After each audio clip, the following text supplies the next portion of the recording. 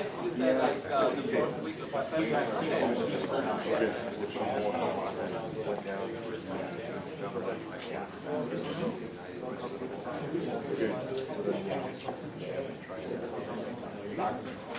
All right, why don't we get started?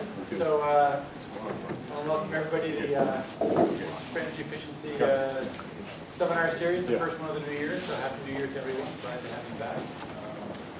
These are the upcoming seminars. Phil Warburg will be here in about 2 weeks. There's the book of a similar title that probably let you buy an autograph and things like that. That's coming shortly. Our own Jim Beausoleil will be here speaking in a couple of weeks. Eric McFarland. Eric's a very, very brave man. This is a very important topic, and I personally believe actually that nuclear is a very nice non-carbon generating solution. But I'm not sure I would publicly give seminars about it. I hope there's no eggs in the audience. We'll see, but he's a very brave man. And then David Wood talk about quantum computing. So it should be a good winter series. Today we have Ray Beausoleil. So Ray's well known here. He's given several lectures. He's a fellow of Hewlett Packard Enterprises and one of the biggest names in computing, high performance computing. And so all of the government panels on determining the future of high performance computing, Ray's been serving on his name and reports that come out. So we're very glad to have him, and he's led very much two efforts at UCSB, I guess. Certainly the silicon photonics effort that a lot of people are here, and he was very much involved in quantum computing efforts in the physics department before that. So we're very glad to have you back. And today I'll talk about VLSI Photonic quantum technologies for classical IT. So, Ray.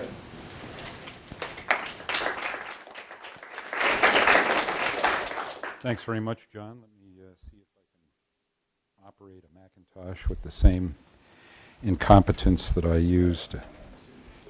That's okay. I think I know what to do here. That. See, this thing has no buttons. I don't know what to do.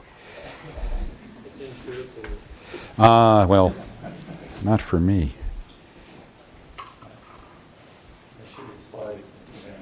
There should be a lot of things. Okay. Very good. So, as John said, one of the projects that I worked on some time ago was a quantum computing project that was involved NV Diamond, a collaboration with David Aushelm. But all of the work that we did on NV Diamond convinced me of two things. One, how difficult it's ever going to be to build a quantum computer. And two, diamond is a very tough material to build a quantum computer out of. And so I thought, but I learned so much about quantum effects and how interesting they are from a computational standpoint that I began to explore other applications of quantum mechanics to information technology, and in particular, classical information technology that we know and love. But I will start the talk by first discussing what my research group in Palo Alto and Seattle and Grenoble and UCSB does. We span the globe. There are common themes in information technology that we try to intersect in my group. The first is very large scale integration, which has been the driving force behind even the research done in electrical engineering over the last probably 5 decades. Our goal is to create a Moore's law for optics, and by that essentially what I mean is an extension of Moore's law due to the use of photonics instead of copper as your interconnect material. There's also very strong multidisciplinarity in industrial research. In particular, in my lab alone, physicists, computer scientists, material scientists, electrical engineers, VLSI, computer architecture. And the way you can tell if the work you're doing is multidisciplinary is ask yourself on the papers that you author. So you're not part of a MURI where there's lots of different disciplines, but on the papers that you author, how many different disciplines are represented? And so far my record is 11. And that's, again, not unusual for industry.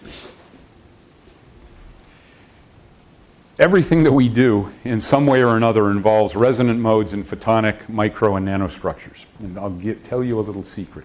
I hate them. They're temperature sensitive, they require extreme care and feeding when you're doing the fabrication, and yet every single time when we've got a choice between doing something resonantly and non-resonantly, I end up painting myself into the same damn corner. They offer increased spectral density, increased density of states in the quantum world, increased energy efficiency, and increased field intensity without metal. You can do it all in dielectrics. I don't want to start any arguments with plasmonics fans in the audience, but every time we've tried to do a plasmonic project, we always talk ourselves out of it for two reasons: the losses in the metal, and then we figure out some way to do it with dielectrics. So I know there's still going to be a plasmonics project in my future somewhere, but we have to hurry up because I'm 57 years old. The outline of the talk today is, first, we actually won't even talk about quantum effects. We'll set the stage by looking at classical optics for classical computing, and in particular the project that we've had going on now for 10 years in VLSI Photonic interconnects that I've collaborated with UCSB. Actually, it's beyond a collaboration. Probably, I don't know, a third of the people in this room either work for me or used to work for me or will work for me someday. So we're always recruiting. And then some work on quantum optics for classical computing that involves some fundamental studies of applications of coherence. And in particular, the use of coherence to get away from optical transistors. Topics for another day include quantum optics for quantum computing, different photonic interconnect architectures for high-performance IT, but I mentioned those in passing. And then finally, the machine, which is this $100 million R&D project going on at Hewlett-Packard Labs right now, completely different kind of computer architecture with massive memory pools, but I haven't been checked out and qualified as a speaker on that subject yet because it involves marketing messages and other things that traditionally I really suck at. And so let's start by talking about classical optics for classical computing, and no talk on that subject would be complete without showing the history of computer processors. And to give you an idea of where I am on this curve, the very first computer I ever bought was a Mac Plus in 1985 that had a 68020 in it. So that's where I got on this curve. And at this part of the curve, every processor generation, you also got a doubling of the clock speed. That ended here with an effect that I'll show you in just a moment. And I love showing the title of this paper. That really is the title of it. Cramming is the first word in it. And it's a really interesting paper. But anyway, with this dramatic growth in the total number of transistors on a die, has it actually helped us? And the problem is that all of the numerical benchmarks that are used to characterize what high-performance computers can do flatlined in the early 2000s. Transistor density continues to grow exponentially. Single processor core performance doesn't improve because the same number of transistors appear in every core generation after generation. What doubles is the number of cores. We'll talk about that later. And then in this case, you really don't win with lots and lots of cores because the main bottleneck preventing higher performance is that you use wires to connect the cores. And so this is what this is basically an 80486 if you add about 15 layers of wire and dielectric. You've got something that probably is 4 years old. Every layer you add here is a mask, and every mask that you add reduces your yield. And you need to spend exponentially more money to maintain your 99+% yields as you add masks. And so there's a second Moore's law, which is that every time you try to double the number of transistors on your typical 4 square centimeter dies, you will also double the cost of the fab facility, which is kind of scary. So adding more wire, it seems like the obvious next step. It's certainly what we've done, but it doesn't help us. And so I want you to go look at this paper by David Miller back in the late 90s. Things are just not going to get any better with copper. I mean, it's over, really. That wire has the same bandwidth as that wire, and that wire is just a scaled version of this one. And it is because there's a universal scaling law for digital connections. And it doesn't matter whether they're LC, RC, or equalized LC. It's the area of the wire divided by the square of its length. And what that means in practice is once you've filled up the available volume with wire, you're done. You can't increase the capacity any longer. And that's why the interconnect stacks just keep getting higher and higher and higher. And photonics completely avoids this scaling problem. This law doesn't apply. It's like this impedance matching tool that works for you over arbitrarily large distances. And things are going to get worse, not better. So in the past, typical systems, my 68020 and the Mac Plus that is in my garage had one core in the processor. Now it's pretty common to be able to buy 16 core systems, 12, 16. Those are the high-end Intel processors. And in the future, it's going to be on the order of 256 cores or more. So that's what Moore's Law looks like about 8 years from now. Assuming that anyone can afford to build an 8-nanometer fab. I'm not sure that the NRE is ever going to be justified for something like that. And so we have been working on some VLSI photonic interconnect technologies that span hybrid systems for laser engines, hybrid photodetectors, pure silicon integrated circuits, silicon germanium APD receivers. We've got a pretty spectacular new result in that area that we hope we'll be able to publish fairly soon. And we use comb lasers in the DWDM photonic I/O that relies strictly on pure CMOS silicon modulators. We use the charge injection approach for technical reasons that represent another talk. But the point is that on a single waveguide, by building resonant devices that have a particular resonance for a particular free spectral range at slightly different frequencies, you create a frequency grid very much like the frequency grid that is used in fiber optic telecommunication, and it allows you to do, this is what I call free spatial multiplexing. Send in some light onto one waveguide. You could have up to 64 of these micro rings in a power budget that is reasonable, and you can be driving 64 different signals. In fact, is Roy in the audience? Yes, he is. Well done, young man. He actually, after I told him that I thought it was impossible for a silicon microring resonator to signal at more than about 12.5 gigabits per second, he showed me that it was possible for a charge injection modulator, not depletion mode, but with low insertion loss and high extinction ratio to go faster than 12.5 gigabits per second. And last summer he showed that it was possible to do 25. So that's one of the reasons I'm so enthusiastic about hiring interns from UCSB. And this technology is really simple to understand. You can buy comb lasers now. We'll call them samples. They're kind of expensive. $5,000 to $10,000 that have 16 wavelengths, very good performance. We can drive them independently with different micro rings, send them over optical fiber, and then receivers that have micro rings in them as well. See, I told you I cannot get away from these damn things. And pin photodetectors in this particular example, very high extinction ratios. The DC extinction ratios of most of the devices we get out of an external fab now are on the order of 20 to 25 dB in actual operation. Most of the ring devices that we use have insertion losses on the order of a dB and extinction ratios on the order of 12 to 13 dBs. So that's one of the reasons we find charge injection so compelling. Independently, if you want to get even more compact and even more energy efficient, if you are willing to do heterogeneous integration, and this is the project that we've had ongoing at UCSB since I met De Leon as John's postdoc, which was how long ago now? 5 years? 7 years. Well, the time just flies right by. So 7 years.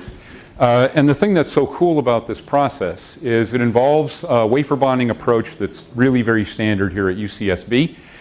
Self-aligned, these devices are extremely compact. The threshold currents that you get for these ring devices, which will have diameters on the order of 10 to 50 microns, is now down up to a milliamp. So they cost almost nothing to turn on. The modulation rates we've seen are 12.5 gigabits per second. Where's Chong? There he is. So that was our UCSB intern that helped us demonstrate 105 degree C operation of one of these hybrid microring lasers. Unidirectional operation now using a teardrop reflector. That was another collaboration with John's team. And we've also demonstrated multi-channel transmitters. And so a 16-channel transceiver, which has dimensions on the order of a square millimeter, is something that we think is within reach technologically. Whether it is financially or not is another issue. You know, the cost of 3.5 being what it is these days.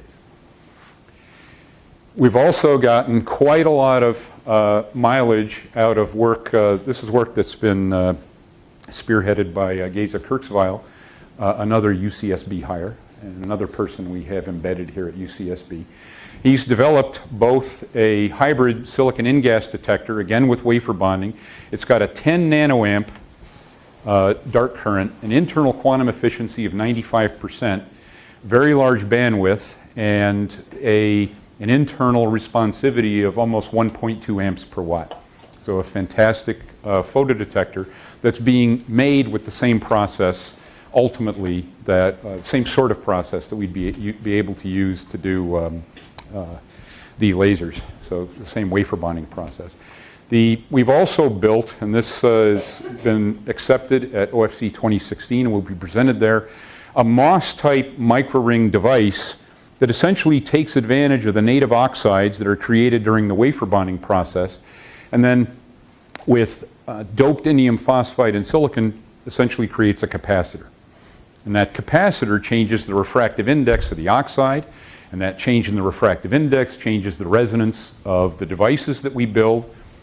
The DC leakage current is ridiculously low, below 50 femtoamps, and the resonance tuning efficiency is 4 femtowatts per gigahertz of tuning, which is why it's attractive. That's about 1 billion times better than either thermal or carrier injection tuning. And so if you can manage to integrate that into a laser device, then you really have something. You can compensate for fabrication imperfections in your microring devices and also for environmental fluctuations simply by changing the voltage on this capacitor. So we call it zero power tuning. So it solves a huge problem. In the original design, I'll mention this again when I talk about Corona in a minute. But Corona was a really crazy project that was fun to work on. Question? Yeah. Going back to that, I think it's a brilliant idea. I wish I had thought of it. Is the oxide good enough that there's no yield issue there? It's not obviously these native oxides are that's a really good question. We have no idea at this point what the manufacturability or the reliability of these devices are going to be. Think of this as an existence proof that even, let's suppose that I derate that by a factor of 1,000, it's still zero power.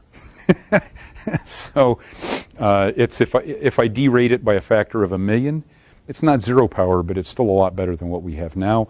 The real question is, what kind of failure modes are we going to see and whether that kills our yield? And I don't know. So it's probably more efficient, but it's also, I presume, orders of magnitude faster than the thermal tuning that it uses. It's definitely faster than thermal.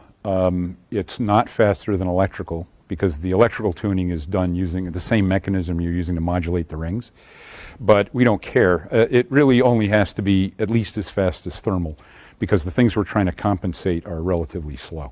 Fabrication errors, change in the ambient temperature, that sort of thing. So the opportunity that we think is the most exciting is a hieratic switch, which is a computer architect's way of saying a big switch with lots of ports that are all running with high duty cycle. The current electronic switches have electrical I/O and electrical switch cores, and their performance is limited by their packaging. Their serialization and deserialization is incredibly expensive. The input-output speed and energy. So the really fast switches, the one with really fast ports, the one above 10 gigabits per second, can't drive more than a few inches of circuit board. So it's something that it's a switch that you put onto a circuit board and then figure out how to, you spend even more energy trying to get that switch signal off the board. But what has motivated us is that even if we don't try to do something really clever, like replace the switch core with a photonic crossbar that I'll mention more about in a minute. This is a project that John and I are trying to get started with Karen Bergman at Columbia as part of the AIM Photonics initiative. It's super duper. It has very low power, very low latency, high bandwidth, and long cables because we're going to be using single mode fiber. And so all of a sudden you have a switch technology that doesn't care how far away the next port is or the next terminal is. The port bandwidth, in principle, scales with processor performance. It assumes that we're going to be able to actually get 64 wavelengths operating at 10 to 12.5 gigabits per second on whatever material platform we ultimately decide is a winner. It's got, and this is really critical in a way that is not obvious if you don't talk to people who make these circuit boards for a living. One of the biggest limitations you have for bandwidth is the fact that the edge of your board is more or less 2D. And so you plug this board in, and you generally have a linear array of connectors. And once you run out of space on that backplane surface, you're done. And the only way that you can increase the bandwidth of that fundamental switch device is by pumping more bandwidth through each of those connectors. And so the nice thing about this single mode fiber approach and the photonic interconnect approaches that I've shown you earlier is that once you've plumbed an environment, a computing environment with single mode fiber, that plumbing does not change. You add wavelengths, you modulate them at higher speeds, none of the connectors change. So that solves a long-term problem. But I'll be honest with you, when you talk to the high-performance computing people, the biggest problem that photonics has right now is not operational expense or OPEX, it's capital expense or CAPEX. It's the cost of building out a silicon photonics infrastructure. And we're not 2x off, we're 20x off. And that's because we have separately packaged transceivers and chips. And so the integration that I've been talking about so far is an attempt to solve that problem. We'll get into the ecosystem we need in just a minute. The thing that's really awesome about this is that over electronics, which again is only trying to drive signals 6 inches, we're going to reduce the total I/O power by 95%. So we're basically going to eliminate it. And we don't care how far away the next connector is. Higher performance is possible if you yank out this crossbar. You're not going to get rid of the registers. You're not going to get rid of the computation that is done to look at the packets and do the security analysis and figure out where they have to go. Optical computing is the second part of this talk, and it's not ready for this application. But if we manage to do that, we could cut the amount of power that we're burning by about 50%. And that remaining 25% of the total switch power is what's going to end up being burned by the O to E and E to O conversion, the packet analysis, etc. It is possible to turn this into a super radix switch. That's a topic for another day. You can actually put passive frequency channel separators using other microring technology to take a 640 gigabit port and divide it down into 8 80 gigabit ports. The nice thing about this, though, is that once you have the capability to drive a signal over an arbitrary distance, you no longer have a concept of a core switch or a top of rack switch. What you end up with is a flattened butterfly network architecture. We called it HyperX when we originally developed it. With 1 million nodes and 100,000, 128 port switches, you essentially the latency goes down to the speed of light, and it allows you to build out a computer system with virtualized applications and a whole bunch of things that if you start asking me questions about, I'll look like an idiot because I don't know what I'm talking about. But it completely changes the way that you think about how to put a computer together. And ultimately, in the machine version 2.0, there is an assumption that HyperX or something very much like it is going to be the fabric. This was what got us started. So this was a paper published back in 2008 and was an attempt to connect 256 computer cores in an all-to-all configuration. So I don't like to brag, but I will in this case. It was a heroic effort that ultimately was a failure because, and this is an anatomically correct drawing, by the way. We actually had to figure out whether or not we could lay it out. We submitted a proposal to DARPA. We didn't win. But it really got us started thinking about architectures. The thing that was really hard about this system was everything had to be cache coherent. I don't know why. That's an incredibly difficult constraint to put on a computing system. But the numbers were really incredible. 20 terabyte per second on-chip data bandwidth, 20 terabyte per second off-chip data bandwidth, 50 watts of power consumption. But the problem was this number assumed two things.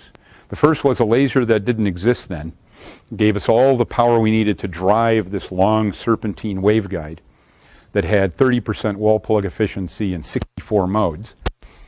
And the second was that at any given time, only 1 out of every 64 of the microrings on this die were being used. But we still had to burn all the power to keep the other microrings tuned so they could be ready to be used. And so it was an absurdly inefficient design that required a laser that didn't exist, that we hope 30% is hard, but we think we can get to 15% ultimately.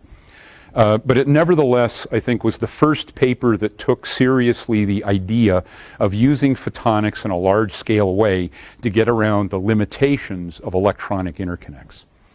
And so there have been lots and lots of papers on this subject since then, and they've improved tremendously on the original idea, but I think this was what got it all started. The real question is, could you ever actually build this? I don't know. Who would build it? I don't know that either. And could they build it this decade? And the nice thing is, now that we're getting on in this decade, now it's 2016, I can almost certainly say no. But if I keep this slide long enough in 2021, it will become valid again. That's actually not a bad idea. The company name will probably have changed again by the time I get there. But how do you actually build this in practice? One choice is to go vertical. All right, and in photonics, that's what's happened. You look at companies like Infinera, Intel, the way IBM is approaching this problem. A lot of the companies are assuming that they have to build out everything that they need to make photonics work. And that verticalization is very unusual for the large-scale computing industry. But we do know how to make ASICs. We're really good at that. We know how much it costs. We know how much time it's going to take. We can predict very accurately how long it will take before we can bring up a new process at a new fab, like TSMC's 60 nanometer process, working our way through MPW runs, eventually getting to full-scale wafer runs. We understand this really well, and it's a really straightforward process. Architects set the requirements, circuit designers, an army of them, design the system using, I'm calling it an ASIC development kit here, but it's really called a product design kit. That at the back end of that design kit is an interface to a particular fab. And that's important to understand. It isn't just TSMC, it's the TSMC 28 nanometer process. Okay, so every back end to every fab has to be requalified. It costs a lot of money. Then the fab does its wonders. At the wafer scale, you bring it back, turn everything on, and hope it works. So given that we know how to do that, what we'd like to be able to do is develop a silicon photonics design kit, or a silicon platform photonics, even if it's going to require 3.5 epi, and add that as a co-design process that can give us dies that can be co-packaged with the underlying electronic dies. And the advantage of this is it leverages the existing ASIC development industry, and it attempts to use a particular technology node, and I think it's going to be the 65 nanometer node, and then I think we're done. Now you may disagree, other people may disagree, but you know what that means is that once you are at a particular fab, turning out photonic dies at that technology node, you're done. And what changes is the performance and the design of the underlying electronics. And the advantage of this is it means you do not have to rely on the traditional supply chain model that is used for horizontally integrated companies, and you do not have to go vertical. Here, are you saying that the photonics chip and ASIC chip will be separate, or? Yes, they absolutely will be. It is expensive to, and I know there's a fantastic result that just appeared in Nature, collaboration between Berkeley, MIT, and Fort Collins. It is a heroic demonstration. I think one of the impediments to that being adopted widely is that every time you move to a new technology node, you need to requalify not only all the electronic components, but all the photonic components as well. And it adds expense where you don't necessarily need expense or want it.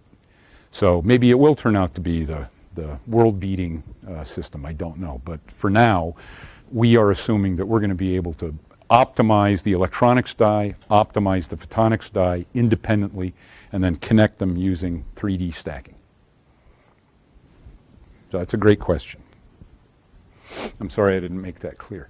Now on to something a little more exotic, but for us a great deal more fun, and in particular for me, because when I started this project I really had no idea what I was doing, and so I'm willing to admit that.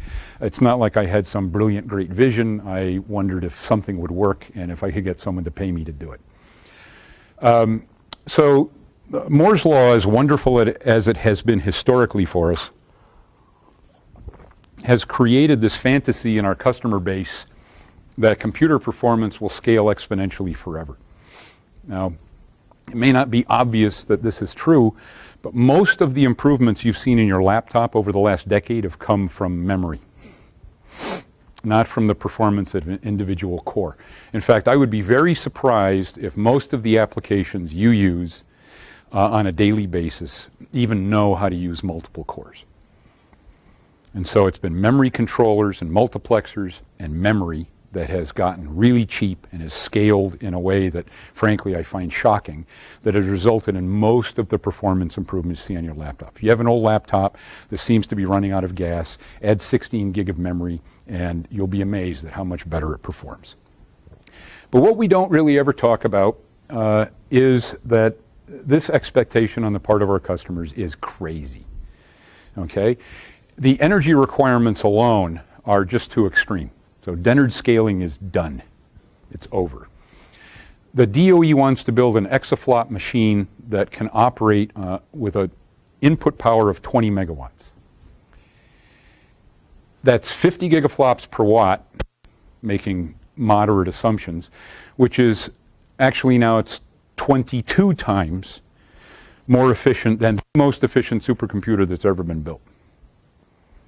Where are you going to get that factor of 20? Where is that going to come from? It's not going to come from Moore's law. It just won't. Where will it come from? I have no idea. That corresponds to 10 attajoules per gate, which is about 1,000 kT per gate. Again, making assumptions about duty cycles. Now, the Landauer limit tells us that if we could build a truly reversible computer, that the only event we'd have to pay for in energy is erasure, and that's order kT. But imagine if we had a compute technology that could operate at 100 kT, even if it was only operating at a few hundred megahertz. It would be a gigantic advance. So my question was, can we use intrinsically quantum technologies to compute classically at lower energies? And what does that mean? What it means is right now, when you're using your laptop, you're actually using quantum technologies, right? Because the people who designed the original transistors had to solve Schrodinger's equation in order to figure out how the transistors are going to perform.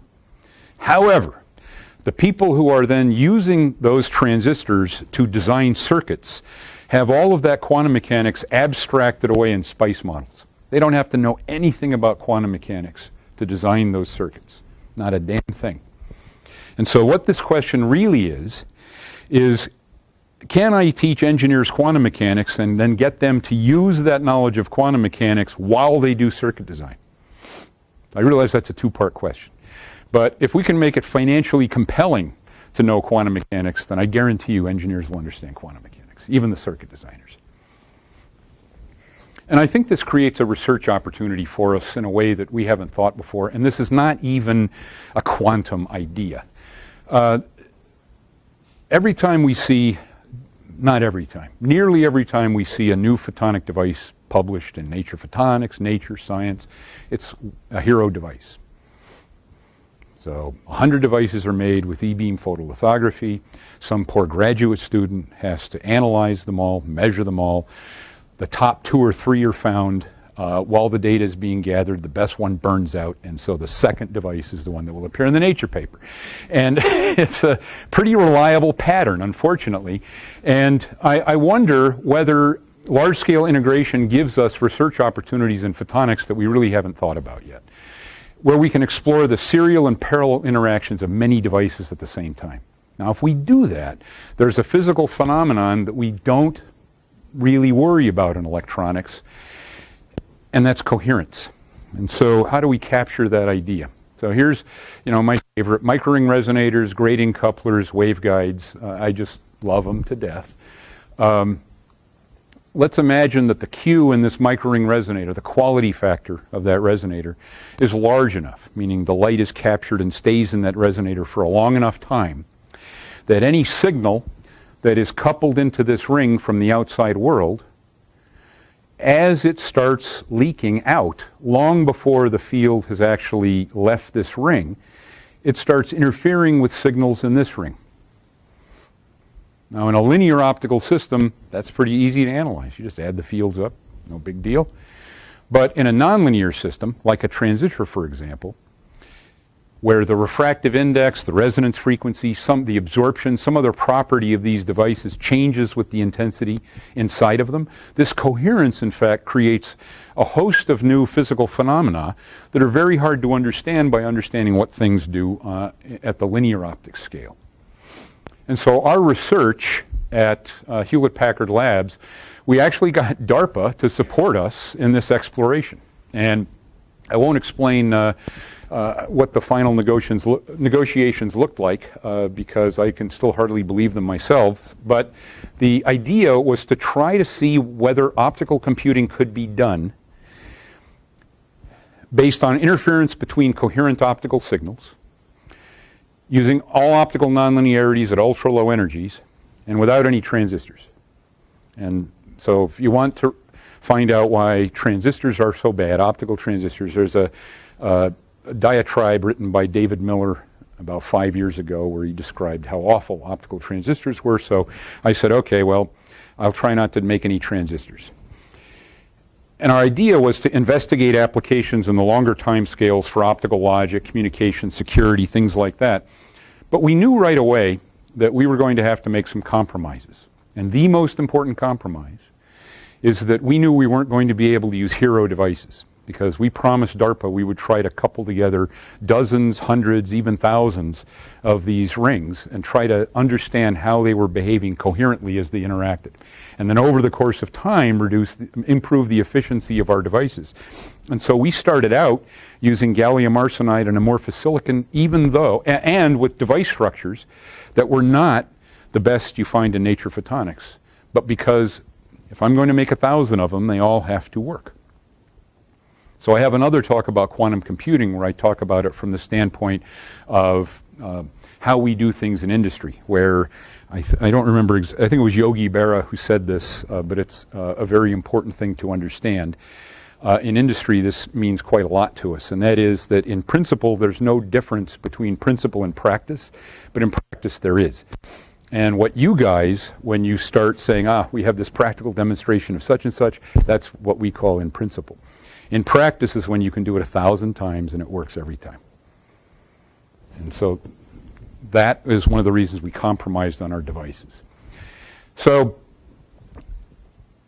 let's see some examples of why it's really interesting, what silicon photonics might offer us that is different from the way electronics operates. And here are splitters. Come on. And it's a Mac. Come on. Advance. No, that wasn't what I wanted. Okay, well, see, that's called burying the lead. So the previous example had signal coming in from either of these two legs, and then without any active switching, would funnel that signal, split it evenly into two different channels. But if you can do that, it also means that by changing the phase of the input fields to both of these legs at the same time, in fact, just varying it from an advance of pi over 2 to a retardation of pi over 2, oh, it looks like I need to do a better job saving my fonts, you can actually switch that signal just by fiddling with the phase into either one output or the other. And that's how you do logic without transistors. And that's what coherence gives you. So let me remind you or teach you how a ring resonator works. I could have brought this up earlier, but oh, there we are. But now is as good a time as any. So a resonance in a it's just a waveguide that's been wrapped in a circle.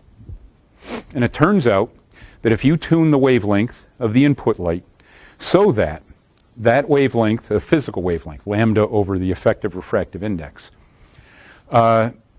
the circumference is an integer multiple of that wavelength, you will find that this light constructively interferes when it remains in the waveguide and destructively interferes when it leaves the waveguide. Again, this is coherence in action.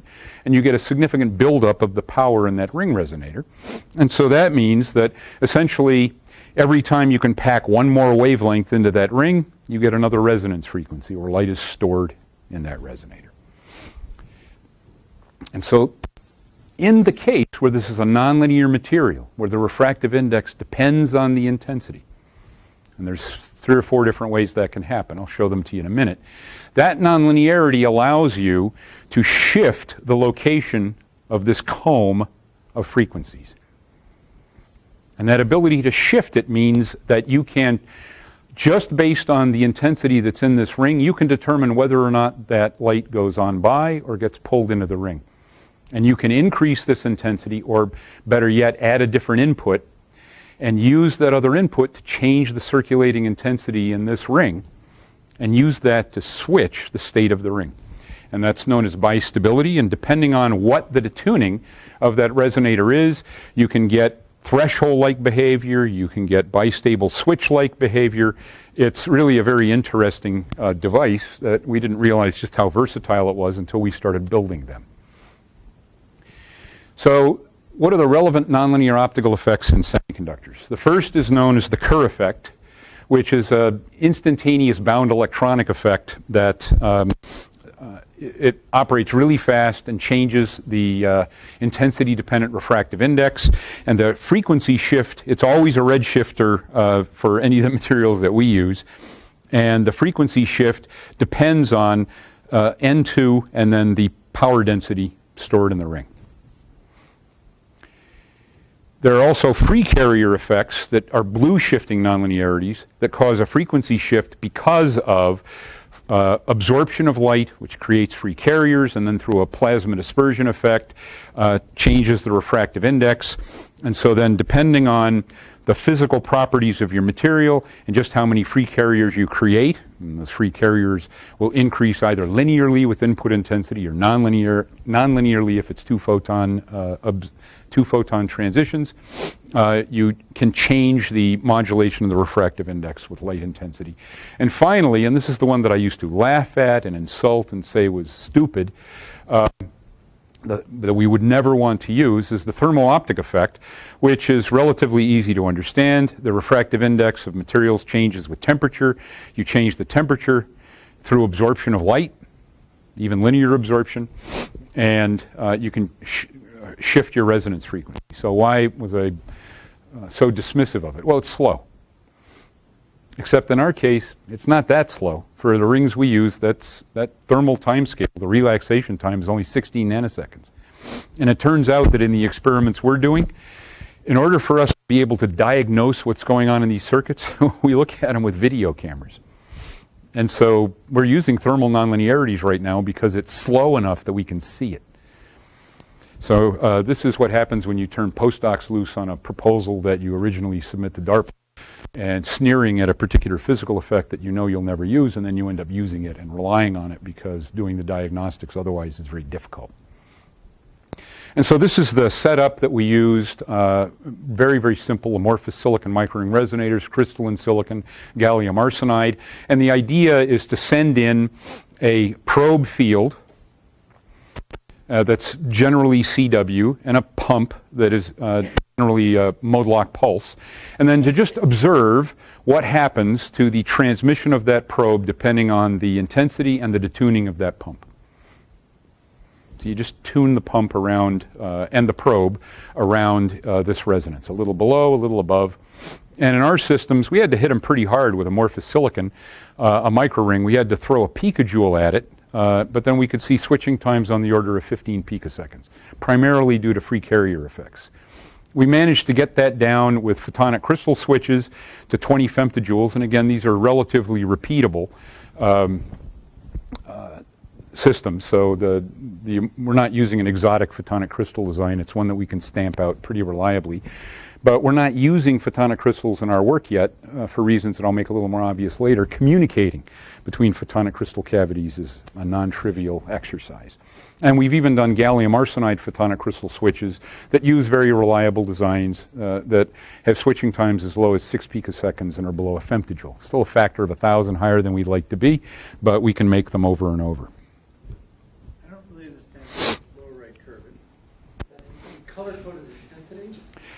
What is the color code? It's color-coded for the, essentially what it's doing is it's telling you, in this case as a function of time, how much of the probe wavelength we're seeing at the output. That's all.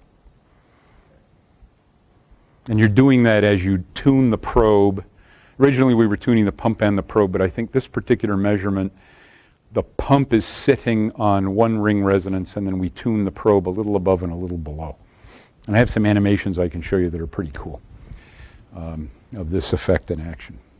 So this is all done with a street camera. And so one of the first things we built was an AND gate.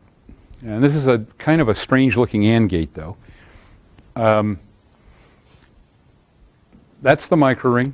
There's only one input port and one output port, unless you want to count these as independent input ports. The AND gate operates by changing the relative phase of these two inputs. And so if the phase is wrong, the AND gate doesn't work. If the phase is right, it behaves exactly like an AND gate. It doesn't use any transistors at all.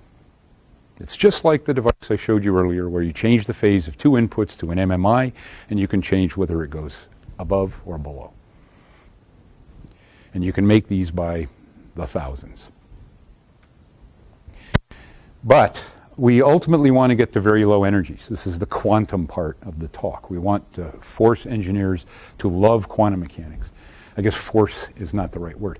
But in any case, to convince ourselves that in fact, as we lower the mean photon number of the pulses that we're using in this system, that in fact, we can tell whether or not a 1,000 device circuit is going to work. And if you try to use a quantum optics simulator for that, like the Quantum Optics Toolbox or Q-tip, if you try to use more than 2 microrings, and inside those microrings you have more than, say, 20, 30 photons, the calculation takes so long that it's actually faster to ask DARPA for money and build the experiment. And so this simulator is a fake. The idea is to essentially use something called a quasi-probability distribution, in this case the Wigner function of each cavity, and evolve it in time, faking the quantum noise as a Markov process. Just faking it. And so we developed an all-optical packet switch so that we could figure out whether or not, and this is just flip-flops, latches, and so that's one of the things that I'm kind of embarrassed to admit. We have this wild new idea for doing optical computing, and what do? Well, we're physicists, so we open up Horowitz and Hill, which is in its 3rd edition, by the way. I highly recommend it. And the simulator allows us to determine a bunch of things. First of all, does the thing work at all at low photon numbers? And it clearly cracks without any coherent feedback in this system at all, at around 10 photons per cavity, it just ceases to operate as a switch. The flip-flops cease to operate as flip-flops. I mean, the system just doesn't work. And so we know that at about 100 photons, it should work. But then we have to also figure out, okay, we have fabrication imperfections. What I was showing you earlier, we have to have super tight control over all of these phases. But in order to do that, it turns out we need about 15 nanometer control over all of the dimensions in all of our circuits, and we're never going to get that. And so the simulator taught us how to build a servo system that, in fact, in the case where we've got a probe field and a pump field, that allows us to modify the intensity and the phase of the pump to compensate for these fabrication imperfections. And so again, we haven't built a thing that's this complicated. We've got wafers coming back from IME soon.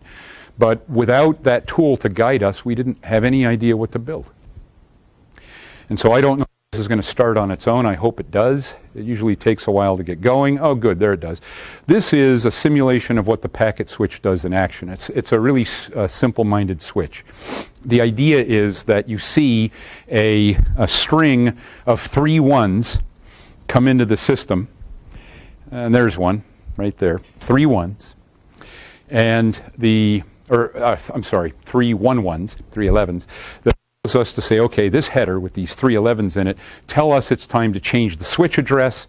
The few bits behind that header says switch to this output address, and then the switch operates. And the thing that I think is really interesting about this, it doesn't look all that exciting. Although I have to admit Charlie Santori did a really nice job of making this thing look like what we were going to see in the video camera. But the thing that's remarkable here is that all of these resonators are connected by waveguides. There are no diodes anywhere. And that means that these resonators talk to these and these and these and these all the way through. The signals that are leaking out of these microring resonators are entering all of these. And so this system operates as a trivial packet switch, completely coherently, no transistors, assuming that we can, through the servo mechanism, control the phase of all of the quiescent fields that are used here for these bistable devices. And so what that does is give us hope that it's feasible. It doesn't mean it is feasible, because I have the last DARPA presentation I gave on this subject, I spent half an hour on layout. How you actually lay this out before you send it to a fab. It is an incredibly difficult problem. And so this project strains all of the things we take for granted in doing silicon photonics and adds phase. And it has really been a non-trivial research project. And so where are we now? We've got wafers at IME. We're going to be testing some medium complexity modules this winter before we do a final tape out of circuits. This is the IME mask set. We're still doing fundamental technology work, trying to build repeatable 3.5 platforms and circuit architectures.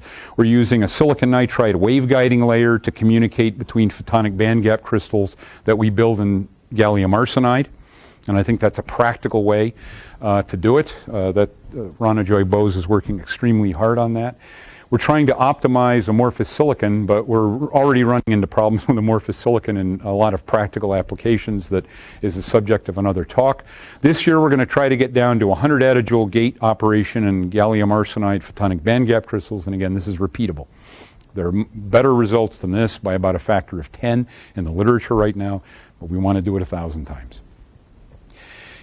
To start introducing circuit designs collaborating with Hideo Mabuchi at Stanford, so that we can begin to do quantum coherent feedback control in about 5 years when we've gotten these devices to a point where we can tell that the light is in fact granular. And so this is a slide I'm going to skip because I'm running out of time. I do want to get a couple of questions. But this is a slide that essentially says, yes, I am embarrassed that all we have so far is out of Horowitz and Hill. There are a number of collaborative efforts underway, particularly with Stanford, to try to understand how we could harness coherence to do something that is more interesting, icing machines and other things, but we are not there yet. So we can work with Stanford to come up with these really innovative architectures, and then we start trying to figure out how we're going to lay them out, and it's a really hard problem. So you send a mask set to IME. If you can't memorialize the architecture in a mask set, then you can't build it, and you need to do something else. It's really pretty simple. And so this is a picture at the team Christmas party, and I haven't had a chance to fix the tone of it. But the group used to be just me about 10 years ago, and now we have more people. We added D 7 years ago. He reminded me today. You can see that we're growing so fast that we've had to introduce the concept of the preschool intern. We don't know how that's going to work out yet, but we have high hopes. And we've worked with quite a few people, both in labs. We're getting quite an alumni list now. And we've got quite a few collaborations underway, and in particular with our colleagues here at UCSB. Thanks very much.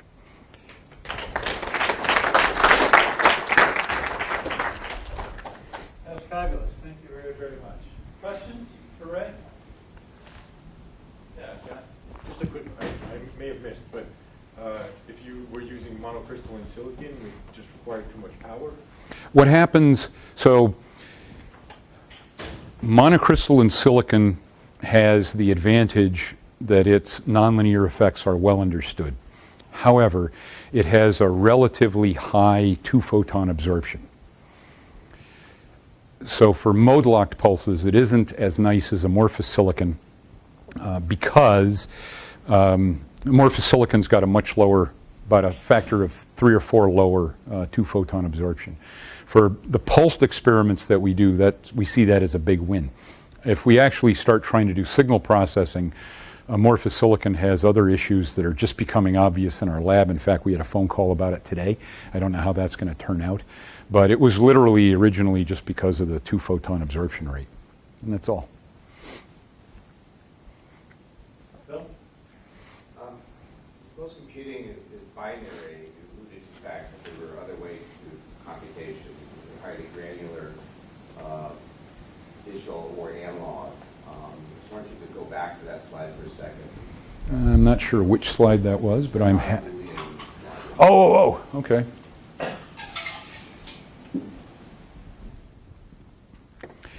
In this particular case, the idea is to not worry about time scale and instead think about the right way to think about these applications. So the limit cycle application, the coherent perceptron application, there's a paper we're working on for an icing computer application. Think of them all as accelerators.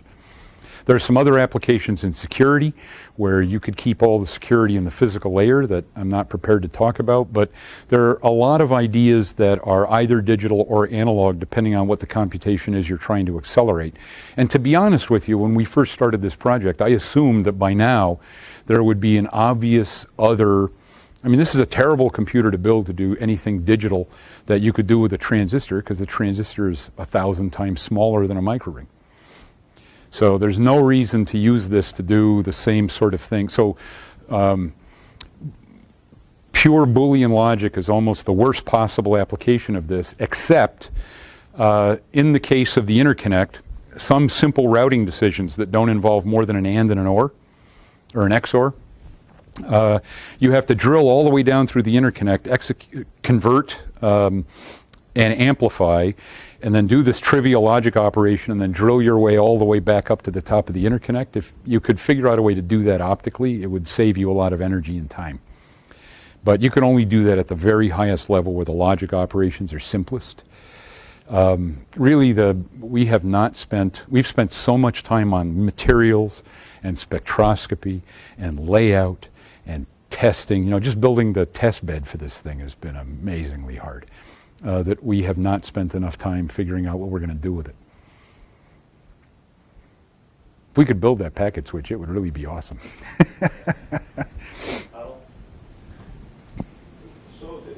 what you showed is like the principle of this quantum computing without optical transistors.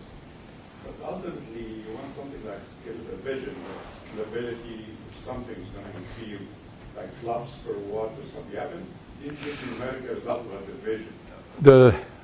The vision is what I alluded to originally, and that is, we have, if I go back to, I saw a talk by Bill Phillips, and I've shamelessly stolen this. In fact, there's a YouTube video with me in it, where I point out that if you think about quantum mechanics, it has 4 aspects.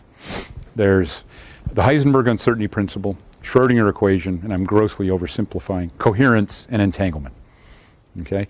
People started looking at coherence as a resource in the 80s, and then Shor's algorithm came out and everyone dropped coherence and immediately went over and said, oh, entanglement, we could build a quantum computer. What will we do with it? I have no idea. Oh, we could factor. That would be great. But I think it's worth going back and trying to pick coherence up again and see whether or not it could be used effectively as a resource for classical computing. And I don't know. I'd like to find that out over the next 3 to 5 years. What I would like to do is ultimately I would like to figure out a way to use bits like spins, bring them close enough together that they can interact coherently, and we can significantly drop, because the spins are pretty easy to manipulate at low energies. It also makes them sensitive to the environment, but it would allow us to do regular computing in our iPhones at a much, much lower net power. So the vision is to harness coherence for both, not just optical computing, but also for matter-based computing. And I back before we had any experimental results, I had lots of slides on vision stuff. It was a very vision-y talk.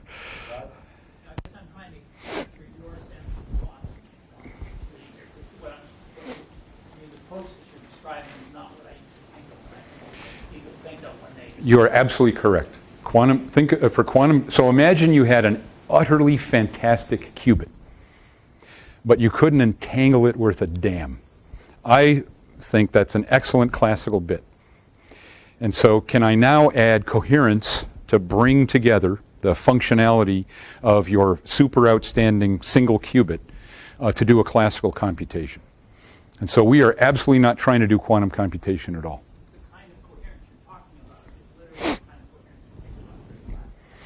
Yes, it is. And the nonlinear element that you're using to do ORs or XORs right. is basically using the material nonlinearity and then some kind of a structure which is an interference. Correct.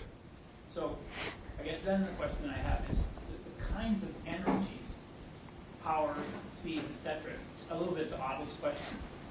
You're still talking about the kind of the classical properties of those nonlinearities in the materials we're talking about. We are now. We wouldn't be continuing so the reason we built that simulator was because right now we have to solve the design problem, the layout problem, the material problem. And the scaling problem up to very large numbers of photonic circuits. We're doing this all by ourselves. This hasn't caught fire in the community yet. If I also add quantum fluctuations to that, then we'll never get done. So quantum fluctuations are next. And the reason it's important is the next generation of computers, if we want computers to run at, say, 10 to 100x lower energies than they do now, the only way to do that is to reduce the number of elementary particles used to represent a bit.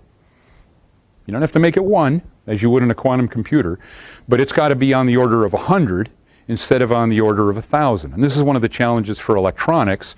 How few electrons can you use to represent a bit in a transistor before they leak out and before you have a massive circuit design devoted to repeaters and forward error correction, etc. Right? So over the course of time, you're going to have to reduce the number of elementary particles used to represent a bit. As you do that, you will approach the stochastic limit, where the fact that you are using elementary particles becomes manifest. So I guess what I'm trying to really get back to is that universe, that primary element, that nonlinear element that you're building. Right. You don't want to build a transistor, but you're building an optical equivalent. It does not require the same state storage information as a transistor. Correct. And so what you trade, with coherence, you don't need to operate that system as a state storage system, and you get an additional feature where your bits can interfere with each other, and the state of one bit can change the state of another bit in a way that has nothing to do, that is nonlinear only in the element. Here's what I'm trying to understand. So people in the past have looked at kind of nonlinearity that you would need optical Yes. to even come close to getting comparable energy kind of requirements as we have in electronics. That nonlinearity does not exist. We don't have it. So are you getting better nonlinearities, or are you coming up with an architecture which gets by with higher power per unit that makes up for it based on some kind of interaction in terms of... In the long term, in order to build a device that operates at the stochastic limit in the optical domain, we will need better materials, and we will need, we can't be using bulk devices. That's downstream research. So right now, we are operating at higher energies so that we can begin to understand coherence at the chip scale. So that's the it's a team of half a dozen people. So I got to pick which problem will I solve first. So the ultimate vision is a quantum vision, but the near-term problem is, can I, at will, without hero devices, demonstrate coherence at the chip scale in a way that is non-trivial? Does that make it clear? Enough? Okay. So our project within AIM is more, the switching is based on... Like the first half of the talk. Right. So what do you think about doing something, say a 32 by 30 switch this way? I think that in a year, we will have demonstrated that we can do layout.